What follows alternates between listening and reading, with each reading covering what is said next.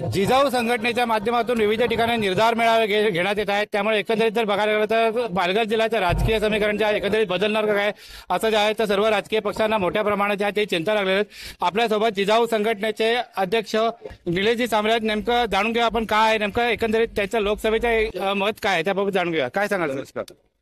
थोडक्यात घटनेने दिलेली जी लोकशाहीमधील राजकारण ही गोष्ट आहे, ही व्यवसाय नसून हा समाजाची सेवा आहे।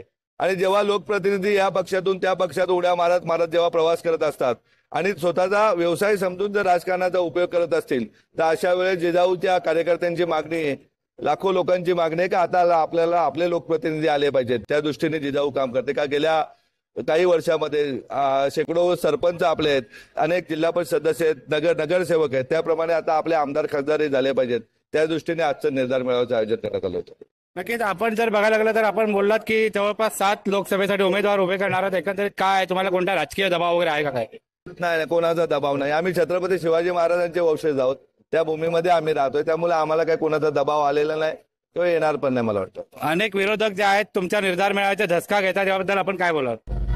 आम्ही मगाशीच सांगितलं आमचे विरोधक आमच्या बरोबरीचा पाहिजे, ज्यांनी स्वतःची मुलं फक्त स्वतःची मुलं आणि स्वतःच्याच कुटुंबाच्या आरोग्याची व्यवस्था बघतील तो असा आमचा कुठलाही विरोधक नसेल। आमचा साधा कार्यकर्ता आहे, त्यांनी एक एक दोन लोकांचे जीव वाचवले, रक्त दिलेले, ऑपरेशन केलेले आहेत, शिक्षणाबाबत गांभीर्याने बघतात। त्याच्यामुळे आमचे कार्यकर्ते एवढ्या मोठ्या संख्येने असले आमचा विरोधक कोणच नाही। जे स्वतःच्या बायापुरती बघणारा कुठलाही वेठबुगारी मुक्त आम्हाला पालघर जिल्हा करायचा, त्या दृष्टीने तो कुठलाही लोकप्रतिनिधी आमचा विरोधक नसेल।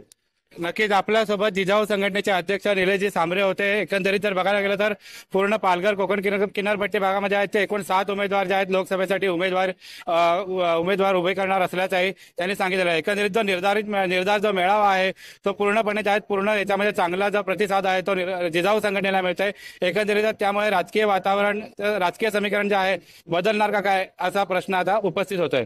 Yogesh Chandekar, times now Marathi, Palghar.